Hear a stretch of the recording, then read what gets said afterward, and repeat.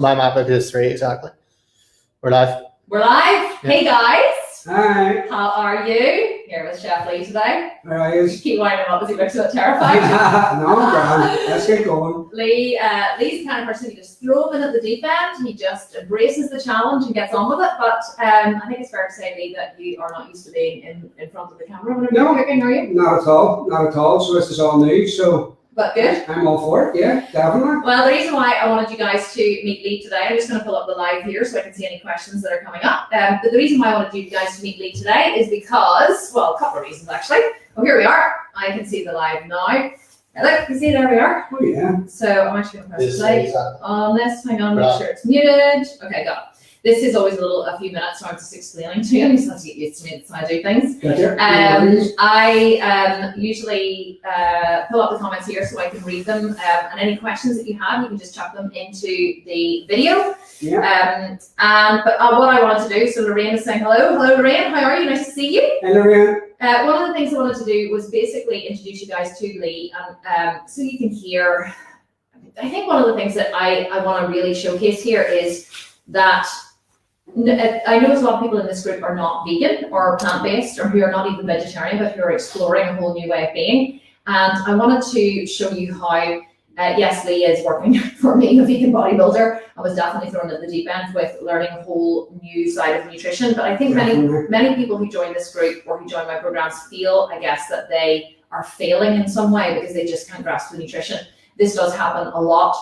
You look into the camera too, otherwise you look depressed. Sorry. I just keep looking. So, you're used to it. Yeah, you're used to it. So you have to pretend that you're on the BBC or something. So a lot of people, whenever they join this group, feel, I guess, that they're struggling with nutrition and they feel like they're failing because, you know, they can't get the nutrition and they're just like, I just can't get it, I just don't know what to cook, I just don't know what to do. And I guess what I wanted to show you is that Lee is a professional chef, has been for 20 odd years, head chef for 11 years. Oh, head chef most of my career, but the past job was 11 years, just over. Yeah. So Lee is a professional chef, head chef for most of his career. And he, when he came to work for me and tried to figure out all of the nutrition side of the vegan bodybuilding diet, would it be fair to say, Lee, that it was a bit of a struggle? Yep. It was tough work, I have to say. And a couple of times I was like, I don't know if this is for me, but I hung on and got there. And I have to say, it's been great. It's been fantastic. So if Lee can struggle and he's a professional chef, I just want you to let you know that your struggle is real and that you can absolutely overcome it. And one of the things that we really want to do in this group is to help you to overcome all of your struggles and all of your fears and show you just how easy and just how simple vegan bodybuilding can be. Yeah. So I'm going to say a few hellos just to get started. We have, let me just keep refreshing this. We have Laurie Majors. Oh, there's the kids. See, and this is what's going to happen whenever you're, Laurie, we're just in the middle of a live video, but that's fine. Whenever you are, whenever we're actually in obviously my home here, so my kids are going to be coming in and out and doing all kinds of fun stuff, but that is the way it's going to be in these lives. You are literally going to be learning from my kitchen table. So we have Laurie Majors is saying hello. Hi, Kim and Lee. Thank you for this Q&A. We have Jan Partridge is saying good morning. We have Nivedita. Let me just make sure I haven't butchered your name. Nivedita Sharma is saying hi. We have Liz Montgomery saying hi. And we have Angela saying hi. I wonder why I cannot view all of these comments. This is very annoying. Let me just see if I can pull them up here. Just want to make sure that I'm getting all of the hellos and all of the questions. Let me see. And then because here's what I want, right? Sugar. I do want to, here we are. Okay, I can see them better here. So I'm actually just going to close this. So, okay, let me see a few more hellos. Jan Partridge is here, Laurie Majors, Angela Cassetta. We have Nivedita Sharma. We have Liz Montgomery. We have the lovely Rachel is here from the office. Lovely. Hi, Rachel. Hi. We have Lisa Perry-Britt, Sherry Livingston. Laurie is here saying very excited to be here from Phoenix. We have Erica Dutton is here. We have Michelle Smith. We have Christina Todd is here saying hi, Kim and Lee. Hi. I knew she was coming on. Yeah, exactly. She always creeps on everything I do. I don't know what's the matter with her. We have Jeanette Matthews is here as well. We have Anita is saying, so happy to have a few minutes with you before my next conference call. Well, I'm delighted to have a few minutes with you as well. That is so lovely. We have Mary Teacher here, Emma Hegarty, and we have Linda is saying, looking forward to this. So guys, here's what I want you to do. I want you to throw your questions into the comments here. Any questions you have whatsoever. And if it's something that I can answer, I will. If it's something that Lee can answer, he will. But otherwise, I really just wanted to I really want to first, I guess, Lee, for everybody to know your particular story or your particular struggle. So you came to work, not that it's a struggle working for me. No, sometimes just. He says I make him nervous sometimes. Thanks very much, Kim. Yeah, you're welcome. You're welcome. That's great. Knew she was going to throw that in there. Just left his balls at the door. And then I fucking just slapped them off. No, they come back every now and again. So, what I wanted to, honestly, this is how I do my life. Yeah, it's great. So, what I wanted to ask you, Lee, I guess, was the acoustics are so bad in here, aren't they? It's so echoey. And what I wanted to ask you was, like, what have you found is the hardest thing coming from being in a professional kitchen to coming and working in a private kitchen, which is obviously what you've done. What has been the thing you've struggled with the most? Quite a few, to be honest. It was learning your likes, dislikes, the kids, ran. But I have to say, like, it took a wee bit of time. As I say, I didn't know if it was going to be for me. It was diving into new territory, so it was. So I went, you know what, I'll give it a go, and it's worked out really well for me. It was actually getting to know vegan. I've never been a vegan. I've been cooking like meat my whole life, I have to be honest with these guys. So that was a bit of a thing for me to do. But I have to say, like, I think I'm doing okay now with it. Mm-hmm. Definitely. Yeah. Would you say, I'll tell you where, I'm going to say what's the hardest part that people have to learn, or the thing that people struggle with the most is usually the macros and the calories. Putting flavor in the food without the calories. And like, I'm a chef, I have to be honest with you. I'm all about the bad stuff, the creams, the butters, the sugars, the salts. So I had to tone that back. And Kim, she's got a decent palate, so you can't go, I'll put that in, because she'll know. She will know. So it's weird things like that you have to learn. But it's taken a while. 10 months I've been here, but I have to say I'm fairly getting it now. And I have to be honest with you, if I wanted the best of the meat, I phone this person, the best of the face, I phone that person. But at the end of the day, it's like when you've got seitan, you make it yourself. And I have to say, I was a bit worried at the start, but I grew into it, and I love doing it now. It's actually quite good. Yeah, and that is quite rewarding too. That is actually what you've brought up is a really valid point, because one of the things I think that people struggle with the most, especially with learning how to be, a lot of people know how to be vegan, and there's a lot of, or plant-based, there's a lot of plant-based eaters in the world who are very, very unhealthy. And I think that many people don't know really where the calories come from. And I remember once he started counting macros and calories, because what happens is every day Lee will, he will take out MyFitnessPal and he will plan the day's food based around the macro and calorie count that we're currently working on. And I think one of the biggest things you realized was just how much calorie is in fat. It's crazy, I have to say, like, and it's made me tone it back so much, because I have to say, there was a few times Kim's looking at me going, oh, I don't know about this. It's like, yeah, not too sure myself, but at the end of the day, she gave it a go, and she let me just breeze in nice and easily. She didn't want to hit me with this, hit me with that, and just overwhelm me. But I have to say, it's been the 10 months, it's took the 10 months to actually figure it out. So it's been a wee bit of a journey for me too, but I'm getting there. Yeah, and there was a couple of times he set food down and Leaves like, oh, and he just would have thought, he said to me afterwards, I could do this, I could do that. Yeah, he was so into, like, he'd cooked this amazing meal, and he was like, and he sat it down to me, and he said, and I was a bit like, and I was eating, and all I'm thinking is, what's this? So much added. How much is this? Yeah, so much is that? Plate of fat and calories. All I'm seeing is a big massive plate of calories, whereas all Lee was saying was a big plate of deliciousness. Yeah. And so that was a really hard. Thing, I think, to for us to kind of manage, because I always say I run a really people-centric business, right? I will never sacrifice the person for the business. And so that I could have, Lee and I had a chat the other day, and I could have said to him, oh, Lee, this is how I want it done, and no, you did this wrong, or this is what I wanted, this is what I want. But then that would have made him feel like he was just failing all the time. And you don't want to ever make someone feel like they don't know their craft. Or Ryan would have said to me, why don't you just like do this and measure this out and show whatever? And I'm like, because Lee's a professional fucking chef. Like, I'm not going to come in and tell him, how to make porridge or how to make, that there's just no respect there. Like, I worked in restaurants, I worked in kitchens. It's yes, chef, no chef, 3 bags full chef. The chef runs the kitchen. Even the waitresses have to pay homage to the chef. Yeah. So I'm not going to waltz in and, make him feel like a. And you didn't have to say, you didn't. It was a nice breeze in, I have to say.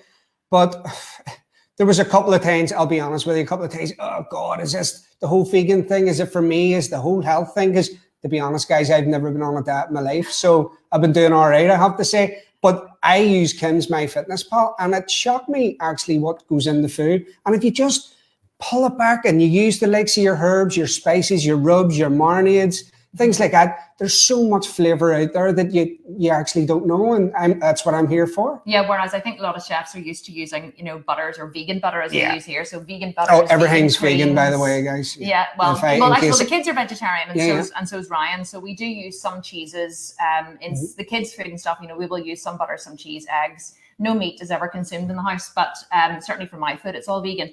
But I definitely think that that's how chefs are used to getting flavor. I think that's how people are used to getting flavor into food, using butters, creams, sauces, which are all high calorie. Whereas our challenge is, how do you get flavor into food, but make it nutritionally dense, but calorifically light?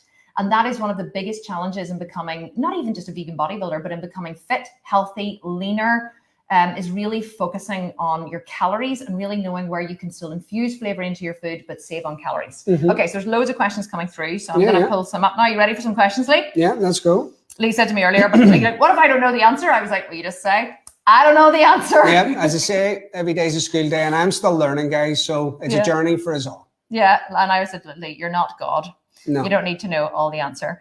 Okay, so Chef Lee, would you ever consider opening a vegan restaurant in the future? Maybe one in Austin, Texas? Oh, I don't know about over there. So I have kids here and I have a wife, so I don't know about that. But yeah, I wouldn't mind it. At the end of the day, I've always wanted my own restaurant.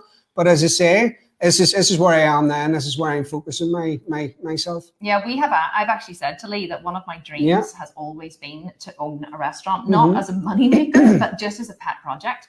And so one of the exciting things that is going to happen here, and actually I'll share it with you guys. I said to Ryan this morning, we were walking. Ryan's my husband, by the way, for those of you who don't know. I said to him this morning, one of my dreams is, or how I envisage this going is, we've just bought a new office building, which is 1,800 square feet over 2 floors. And we're going to put a professional kitchen in there. And so I said to Lee last week, well, how I see this going is we're going to have to hire a sous chef who Lee is going to have to train in macros and calories and vegan cooking. And then we are going to have, the professional kitchen over in the office where we're going to do these live. You're not going to be sitting here in my kitchen at home with kids coming in and out. We'll be in a professional kitchen where we're going to be able to do live cooking demos and, constantly be cooking recipes and maybe like have cooking shows that we can run on YouTube. So really seeing how this is expanding and going. And that's what I can't wait for. And one of those would be one of my dreams would be to open a vegan restaurant. So as long as Lee is here and training himself with the excellent standards that he is training himself with, then that is definitely a possibility in the future. Yeah, definitely. Okay. Michelle was asking, how do you infuse flavor into food without calories? What we were talking about before. Herbs, spices, seasonings, rubs, marinades, things like that. When you say a rub or a marinade, what do you mean? Marinade is like a seasoning. You can make your own seasoning yourself. There's actually some store-bought seasonings, like a chicken seasoning or a beef seasoning, things like that there. You can put it under the seitan, leave it overnight, and it soaks into the seitan and absorbs the flavor. So it's so much better for it. As I say, if you just do that the night before, it's less for you to do tomorrow. So these are seasonings that don't actually contain meat, though? No. It's just the name. It's just flavors that you would normally have with meat. Excellent. And so yes, you would do that a lot with our tofu and things. You would flavor it overnight and then cook it. A lot of people struggle. Actually, let's talk about tofu for a minute, because a lot of people in this group struggle with tofu. They've said, "Oh my God, I hate tofu. I just don't know how to cook it." Like, would you have had a lot of experience with tofu before you Not came at all. here? As I say, hands up. It was a bit difficult for me at the start because you have to understand it, and it's like an ingredient. If you're a chef in a kitchen, you have to understand your ingredients. So it was near enough the same thing with tofu. So if you want the flavor in the tofu, it just takes time. And as I say, you need to squeeze the moisture out. So a tofu press comes in handy, and then you marinate it in the flavors. And then you let the tofu expand again, and then it puts flavor back into the tofu the whole way through it. So sometimes you get that, sometimes you don't. As I say, there was a few learning curves, but I think as well, some people don't understand that there's different types of tofu. There's silken tofu, there's firm tofu, there's extra firm tofu. And one of the most important things that you must do is use extra firm tofu. Yes. Because extra firm tofu is the best for kind of scrambling and cooking and getting it crispy. Yeah, and it's a bit more firmer, as I say, as where the softer tofu just disintegrates just that wee bit more. Yeah, I know, and everyone's saying here, I love tofu, try the scramble, and someone else is, Laurie's saying, I used to not like tofu until I learned how to season it. Marinades are so important. And Samantha's saying, I hate tofu, I love seitan though. We have had a little bit of a love-hate relationship with tempeh as well, haven't we? Because I like tempeh, but Sometimes I like it, sometimes I don't. I'm hard to figure out. It's just one of them things. It's hard to get flavor into tempeh because it's so dense. Would you ever use tempeh before coming here? Never. It's weird, isn't it? Yeah. But as I say, restaurants, they'll steer along just more vegetable bases, and it's like most restaurants, you won't get seitan. No. You know what I mean? So tofu, yes, to an extent, but they work more on the vegetables. I think that what many people don't understand, and what I really want to teach in this group in the Sculpted Vegan Kitchen is that bodybuilders, whenever I became a vegan bodybuilder, I basically took I looked at the biggest, baddest bodybuilders in the world, not female, but men. I looked at, the Ronnie Colemans and the Jay Cutlers, and I looked at Dorian Yates, right? These massive monsters, mass monsters they're called. Now, I never actually wanted to look like that, but I thought they have the most muscle of anybody that I've ever known. So how is it that they did that? There's hailstones coming on. So how is it that they did that? And so most bodybuilders have a conventional diet of protein and carbs and fats. So they'll look at, every meal will be built around what's my protein, and then they'll look at, what are my carbs, and then what are my fats. Whereas there seems to be this misconception whenever you become vegan that people say, where do you get your protein? Oh, is it, beans and lentils and legumes and chickpeas? And I say, well, and nuts and seeds. I say, no, those aren't my protein sources. And they're like, well, where else do you get your protein? Whereas what I did when I became a vegan bodybuilder was I simply substituted the meat, like 8 ounces of chicken for, I don't know whether you guys can hear that or not. You probably can. It's hailstoning so loudly here. So I basically substituted what would have been the meat for a vegan substitute. So I build my meals as a vegan bodybuilder exactly the same way that meat or that carnivore bodybuilders build out their meals. So I was like, where is my protein coming from? And tofu, tempeh, seitan, sunflower mince, soy-based chickens or products. Then after that, I added in what I call protein carbs, which are beans, lentils, legumes, chickpeas. And then after that, I added in fat. So fat is the very last thing that you add in because it's so calorific. 2 tablespoons of flax oil is 240 calories. And that's huge. So you have to, you don't have to change your thinking that your protein comes from beans, nuts, and legumes and lentils. Those are carbs and fats. Those are not protein sources. So you have to change your mindset to think, where's my protein coming from? And that's what I had to teach Lee whenever he first came. And every single meal, I was like, where's the protein in this meal? Where's the protein in this meal? Whereas I think most chefs think of vegans or vegetarians and they think, let's make the vegetable the star of the dish. Let's do something with eggplant or aubergine. Yeah. Aubergine with things like that there. Peppers, you're endless with ratatouille and so that would have been like a stew or a lentil-based dish would have been the focus of the dish instead of the protein. Isn't it funny how we do that though? Like carnivores are focused on their protein, but yet somehow they think that when you become vegan or vegetarian, that changes. You get to lose, you've just lost it, basically. Yeah, like you've just lost the protein. Yeah, so true. I've never thought of it that way. That is one thing that we want to teach you with the Sculpted Vegan Kitchen. We want to teach you how you can eat like a vegan bodybuilder so you can burn fat and build muscle and do it really simply. And we want to teach you these principles of eating. And so we are going to focus, not a lot, but we are going to teach you how to make, tomorrow Lee's going to be making seitan chicken tenders, which are really high in protein, really low in fat and carbs, and absolutely delicious. And then the next week, he's going to make that into a vegan Caesar salad. So he's going to teach you how you can make the chicken and then how you can make that into a Caesar salad, really low fat, really low carb, high in protein, low in calories, really nutritionally dense. And let me tell you, Lee makes the best Caesar salad you've ever tasted in your entire life. I can't believe those hailstones. They really are wild, aren't they? Okay, there's a few more questions coming through. If we can hear through the hailstones. Okay, so we have people here saying, I will come to your restaurant wherever it is in the world. Brilliant. Happy days. So there you are. Okay, Annie Bossio is I can never pronounce people's names. Demolkos Bossio is asking, what are your favorite seasonings, Lee?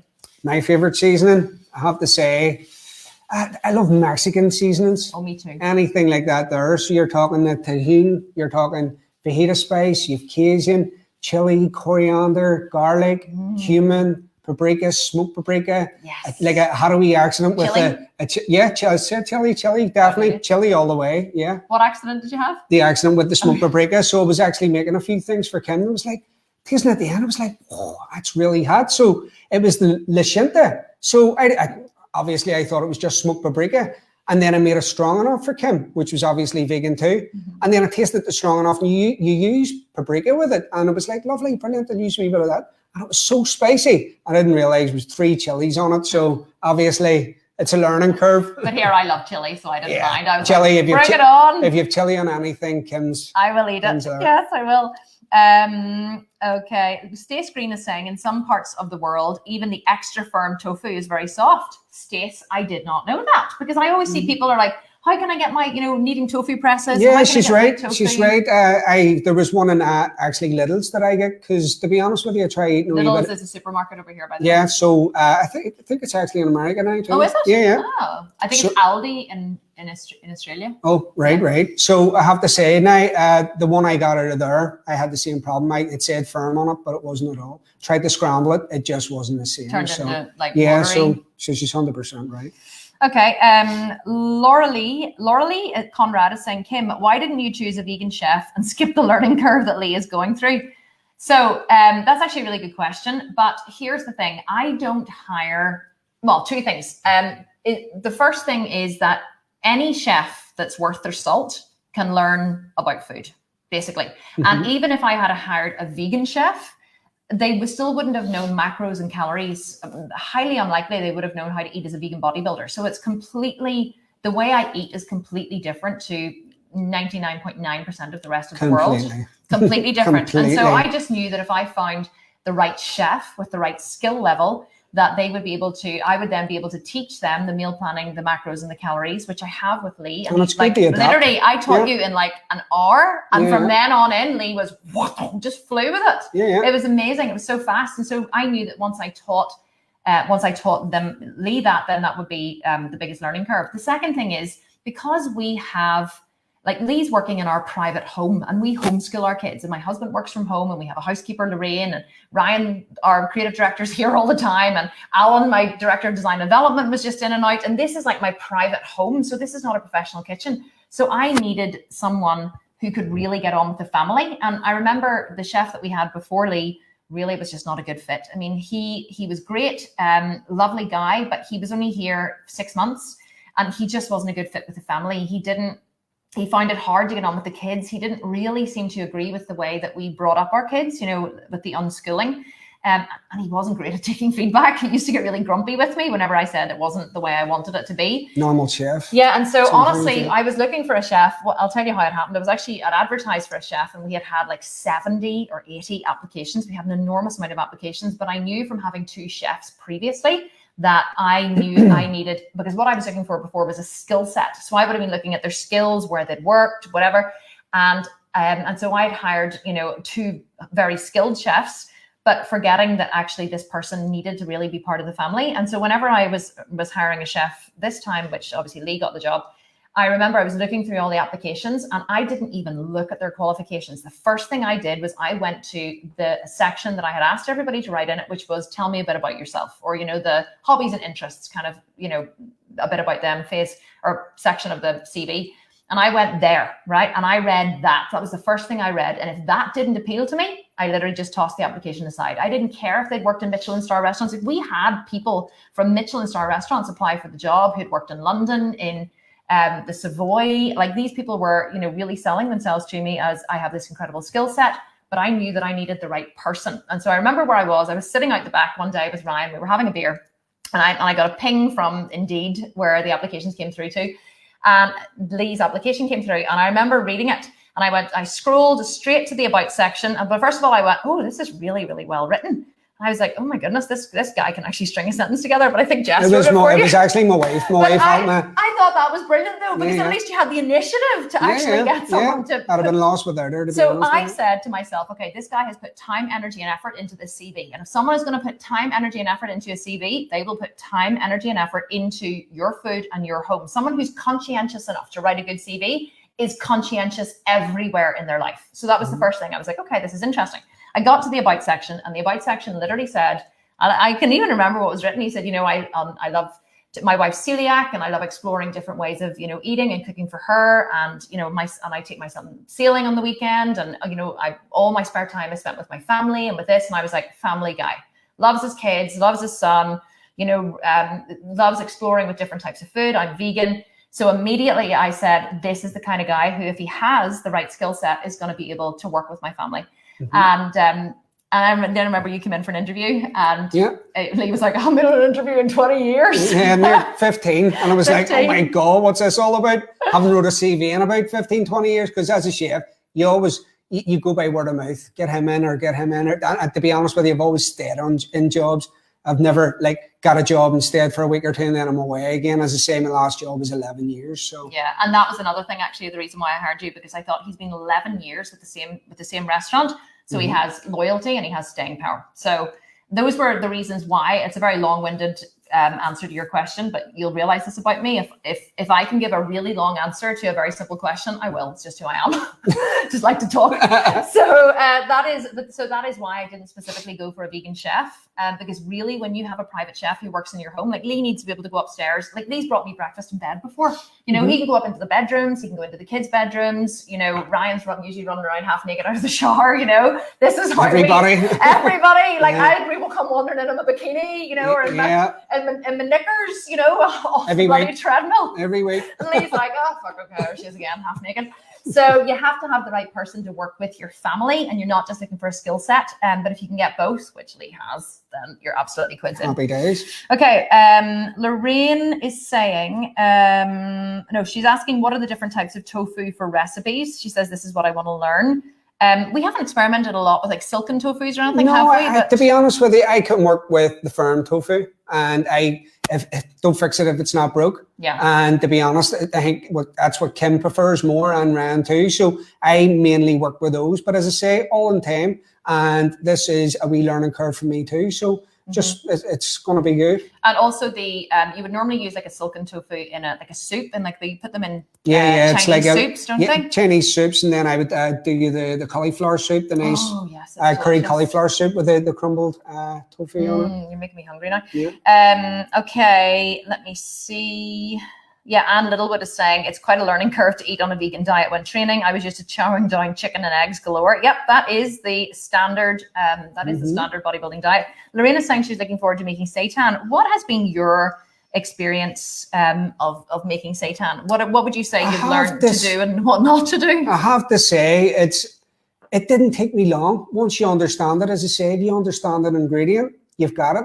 And the thing with seitan is, it's not like bread. I know it's a flour, it's made with a flour, but less kneading's best. Yeah. So you leave it alone. You give it a couple of folds, as I'll show you tomorrow. A couple of folds, don't knead it too much because it'll stick together because it's not like bread where you have to constantly knead it. Just Does that make it very tough? Well, that works the gluten out in bread. Oh, okay. So which is best for bread in general. If we're seitan, it just makes it tough, chewy, rubbery, and it's not pleasant at all. So as I say, tomorrow I'll show you, and this is just an easy way, like 1 or 2 kneads, that's it. And as you're rolling it out, you're kneading it as you're rolling it out, and then you just cut them into nice tenders. Just leave them alone. Just don't overwork them. I'm getting so hungry thinking about it. Lee, because that's what Kim's getting tonight.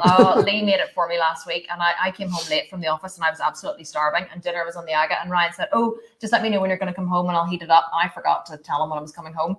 So I was like, I'll just eat it cold. I don't care. And I just forked one of the chicken things and started eating it. And I was like, holy shit, this is amazing. I haven't tasted really I can even remember the flavors. It was just superb. And actually, you didn't even have the no chicken bouillon. You'd used a gravy powder. It was a granule. So I knew that it was going to affect it.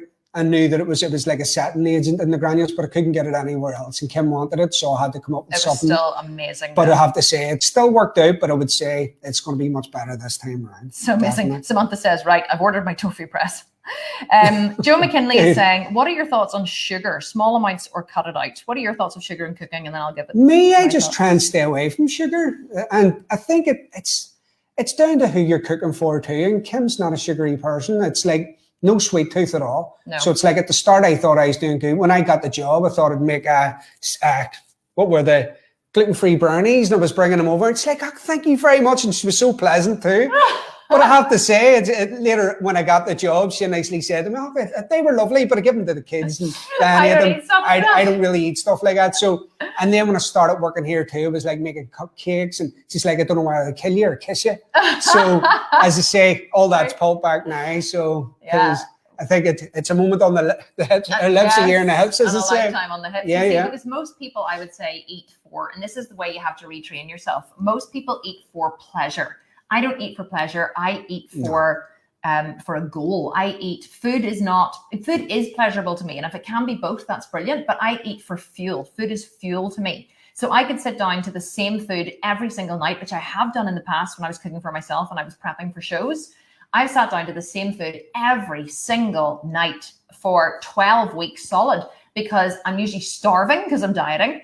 And also I'm just, this food is fueling me towards my goal. And I think that is the difference. And quite often as well, to be honest, we're too overfed as people. We eat too much. So whenever we sit down for dinner, we're like, well, I don't really want this because, it's not really, it doesn't really taste as good or whatever. I've noticed that if I'm ever eating too much or if I've eaten too close to dinner time and I come in and something leaves me, it hasn't been exactly the way I would have had it, I'm much more picky. Whereas normally I come in and I'm just fucking starving because I'm like mostly dieting. So I'm just like, oh, this is the best thing I've ever eaten in my entire life.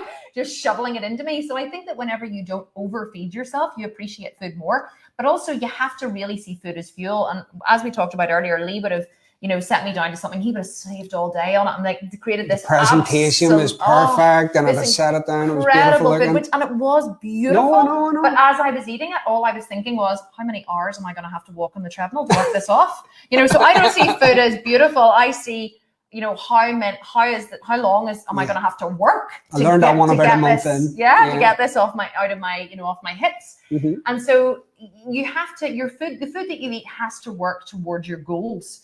And if you want to be leaner and you want to have more muscles, I see someone was commenting there. Leah was saying, I'm so distracted by your arms. Thank you very much. Mine, thanks. Yeah. I think she meant mine, Leah, but that's okay. Sorry, I'll just go. Sorry. I need to get back on the treadmill tomorrow. I know. So whenever you see your food as fuel, moving you towards a goal, it's so much easier to eat that way. Okay.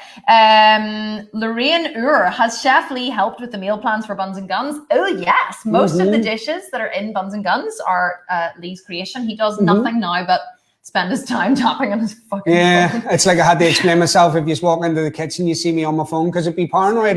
You're constantly like, I'm not texting my friends or anything. I'm actually working. Not that I would care if you were. Yeah. And I always say to him as well, I would say, Lee, I own an internet company. Everyone in my entire organization and life spends their time like this. But yeah, a lot of time is on MyFitnessPal and be lost without it, to be honest with you. It's quite good. Yeah, we don't. And it's funny, Ryan and I sometimes, Ryan and I will sit down, have a drink together or spend some time together in the evening. And we have the music on and the two of us will be like this. And we don't care. We enjoy just being together. But if he's on his phone, I don't judge him. If I'm on my phone, he doesn't judge me.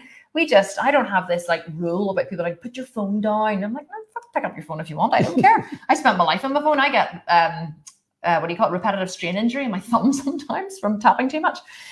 Okay, so here's a question. Actually, we haven't practiced this one yet, though, have we? Laurie is asking, what would be the best tofu to use for an omelette? We have an omelette coming in week 4, but Lee just week wants 4. I want to get it right. As I say, I've tweaked a few things, I've tried a few things, not 100% happy with it. And I don't want to give it to you guys if it's not 100% See, Lee can make right. an amazing omelette, but he wants you guys to be able to make an amazing omelette if you're not a professional chef. Yeah. So in time, week 4, you'll know it, and you'll know it well.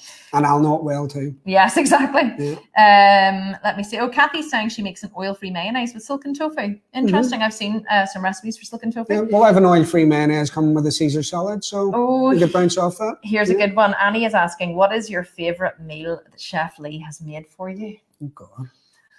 Do you know what? I'm going to completely and utterly contradict what I was saying earlier. I think I know what's coming. So for Valentine's Day, well, he made me a tiramisu, but actually for it was for what the Valentine's Day ones were amazing. They were little individual portions, and he even made a dark chocolate cup. And then put the tiramisus in the cup. Like a plant pot, so it looked like a plant. A plant pot, and you could eat plant-based people. The cup afterwards. Yeah. Oh, it was so amazing. And so, but then also, when was it? Whenever I was feeling exhausted recently, it was after the launch. So after the Sculpted and Shred launch in March, and then I had to go straight into recording videos for Buns and Guns. And I came home one Friday and I was just, I was exhausted. I said to Ryan, I'm tired to my soul. And Lee had made me a tiramisu and put it in the fridge with the wee thing on it for Kim. And oh my God, it was the best tiramisu I've ever eaten. I love tiramisu. So, and it's really hard to find a good vegan tiramisu. So yeah, so that would probably be one of my absolute favorite meals, especially because it was made with such care. Yes, it's nice to be nice sometimes, you know. He knew that and she pays my wage. Exactly. He knew that I was feeling a wee bit down. Yeah. And so let me see what has been my favorite meal apart from that. Oh, do you know what? I have to tell you something. Lee has been with us how many months now? 10 months? 10, yeah. 10 months. And I can honestly say that apart from staples that the kids enjoy eating, like vegan lasagnas and Kim's been making her whole life for I've been making my whole life for soups or stews, that kind of stuff. Lee, we literally never have the same meal twice. Never have the same meal twice, ever. Oh, do you know what one of my favorite meals is? I just thought about it. Mm-hmm. It's the tofu that you do, like the Mexican tofu. With the caramelized onions. Yes. And yeah, it's really good. Will you make good, that for them one week? Yes, definitely. How do you make it? Tell us what it is. Just to caramelize the onions and you just leave them alone. How do you caramelize them? Just low and slow. Just like in a saucepan? Just in a nice wee saucepan, just finely slice them. I'll show you, I'll go through it with you. Mm-hmm. And you have to have them on a low heat. If you just gradually cook the moisture out of them, brings out the natural sweetness and the natural flavour of the onion. And you use softer tofu for that, do you? Or do you use the extra firm? I use the extra firm. Oh, do you? Yeah. Mm-hmm. Wow, it's absolutely phenomenal. And another really so good for tacos and stuff. Oh, it is just phenomenal. Every time he makes it, I just like spoon it straight out of the pot. I don't even put it with anything. It's absolutely incredible. Mm-hmm. And also his salads and all the different that sweet potato thing that you made as well. The sweet potato mice. I'll put that on actually. It's in Buns and Guns. Oh, it is. Yes, it is actually. Yeah. So Lee has figured out how to make the most insanely delicious sweet potato with 0 extra calories. 0. So tell us how you do sweet it with potato. baking it. So you bake the potatoes in the tin foil, and what you do is you just cover them with a wee bit of like Celtic salt, or either any coarse salt will do you, mm-hmm. and you cover the potato up. So whenever you bake it and it comes out, there's this actual oil that comes from the skin, and it comes from the potato itself. And I just poured that into a wee dish and set it aside. So the batch that I made for Kim, Ryan, and Kai, who's the son, so it was for the 3 of those. And all that was in it was smoked garlic, coriander, smoked paprika, chili, and just seasoning. And fresh lime juice. This is so good. Like, it is unbelievable. And all you're actually getting is the calories from the sweet potato. You don't even take the skin. Sure, you're not. You take the skin off. No, take it out. You bake them in the skin, and then you just use obviously the flesh inside, and then the oil that came out of the skin. I just add that, and it just gives it that extra richness. So delicious and so few calories. Absolutely. Yeah, that's actually quite a good one. I have to say, I'll put that down. Yes, definitely do that one. Okay, Jackie is asking, do you have and make gluten-free options for seitan? It's actually not. It's not possible. But listen, your wife is gluten-free. My wife's celiac. So tell us a little bit. I have so much like things that I could teach you about being celiac. As in, like my wife, she was diagnosed 7, 8 years ago, and I just worked from there. And then my daughter was just born, and we found out that she's celiac too. So nearly enough everything in my house is made gluten-free. My son, when he comes down, he's happy enough. He'd be like, Daddy, that's great. That's fantastic. There's no problem with that at all. The likes of buns, like burger buns and wraps, things like that. So easy, so in time, I could put that into it. Maybe we could do a gluten-free month. Yeah. Maybe we could choose definitely, like a month. Definitely. Once you know it, guys, honestly, it's so easy. But I have to say, seitan, it's vital wheat gluten. It's vital wheat gluten. Yeah. It is. It's worse than gluten because you could just tell of what the product is. It's just not, to be honest. I could try in time, but I can't promise. Well, the thing about gluten, about vital wheat gluten or making seitan is it's very high in protein and low in fat and carbs. And so if you were substituting something else to make seitan, you're not going to get the same nutritional value out of it. Now, you may still get the same meaty texture. There may be ways that you can make a meaty texture. There's actually a way that I came across a recipe, and it's quite good. And if you press your tofu and then keep it in the press and freeze it, obviously put about 4 slices into your press, so you're doing enough for you or your partner or whoever you're cooking for, and you put it in your freezer and you let it completely freeze over. So when you take it out and you let it thaw and you pick off all the extra moisture and the extra ice, you can slice that and breadcrumb it, obviously extra calories, but there's ways of pan frying it, and it actually takes the texture of chicken. Amazing. Okay, so we definitely should do a gluten-free month. Yeah, You're definitely right. I'm for just that. checking. Is Lee's mic okay? Because it's very close to us. Yes, Yeah, it's fine. That's right. Just checking. Mm-hmm. We have a lot of inked goddesses in our Inked goddesses? in our community, and they're all asking to see your tattoo on your arm. No, it's because not they can happening. see the bottom of it. No, They're it's. not allowed to see it. I was too young, and it's a daft tattoo, but it'll be getting fixed soon. But Well, they're no, all asking to see it. You're gonna have to show them now. No. It's warts and all here. it's terrible. It was a cover up, so I like it. No, I don't think it's- I've ever actually seen it. no, it's there. It needs fixed. You should, My two arms need fixed, but that's for another day. We'll do that some week. here, listen, you should see the tattoos that a lot of my community are. We all have them. literally- We that's what were I all like. young and dumb. People post their their body shots, whatever, and people are like, they're like, oh, I'm so excited with my progress. People are like, nice ink. It's like, or my bum looks so fat in this and whatever. And people are like, yeah, but look at your tattoo. Isn't it amazing? We're all Sorry I ever got them. they love tattoos, Yeah, so you don't need to apologize. No, for as I them say, I'd prefer them to be nicer looking, but they look amazing. Okay, let me see. Just looking for some more. Yes, I know Liz is saying there's a vegan omelette in butt camp. There is, but Lee's going to improve on it because it's actually one of those.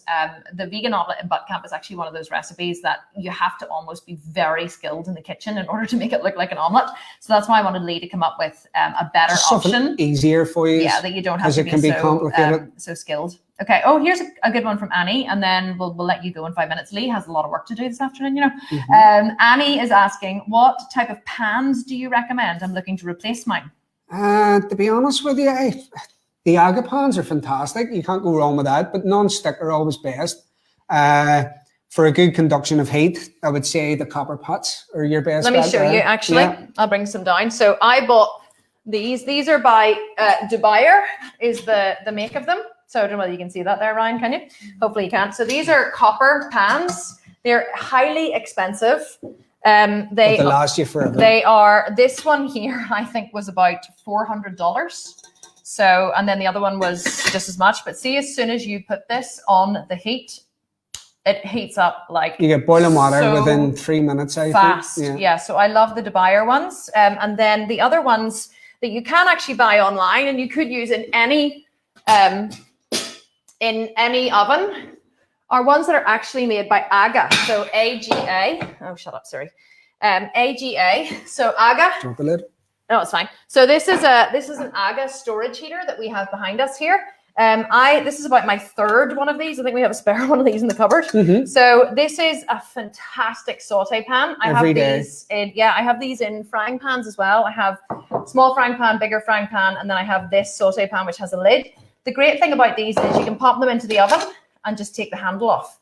So it means that it becomes a saucepan, but also you can put it into the oven to obviously to cook, and then you just drop the handle back on to take it back out of the oven again. So I think saucepans are so important. I believe they are. I've always spent a lot of money on saucepans. Definitely. And utensils as well. Like we have like a full. And another good tip is always keep your utensils beside your cooker.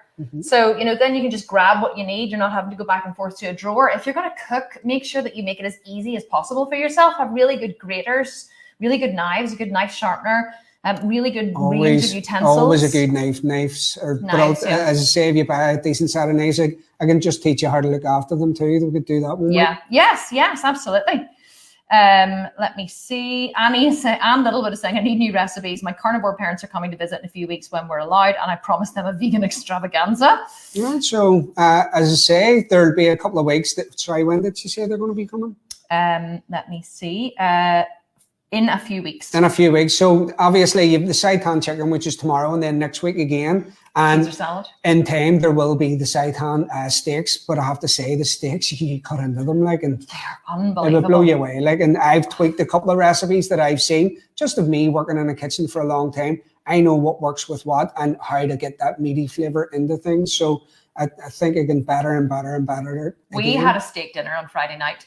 We had my sister and her husband round for drinks, and then Lee had made champ, which is a very Northern Irish thing. So it's basically really creamy mashed potato with spring onions chopped through and like a buttery, creamy kind of.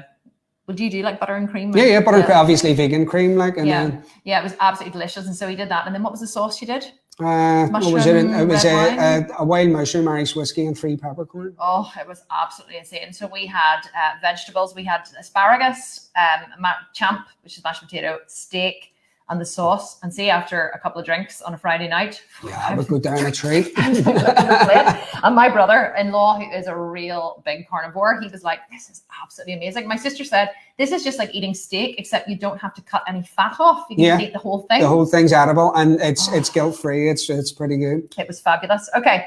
Guys, okay, just a couple more questions, then we need to finish.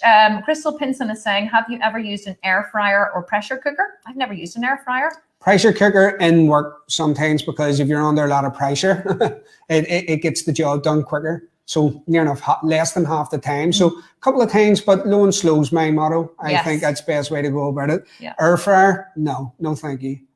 No, I'm not into an air fryer. It's really good. The air fryer is they're good for doing tofu and stuff for people who are trying to cut calories. Oh, right. But, I've never used them, so I can't really guide anybody on using them. Sins Dolly is saying nice skills and care tips would be awesome. That'll come. Let me see.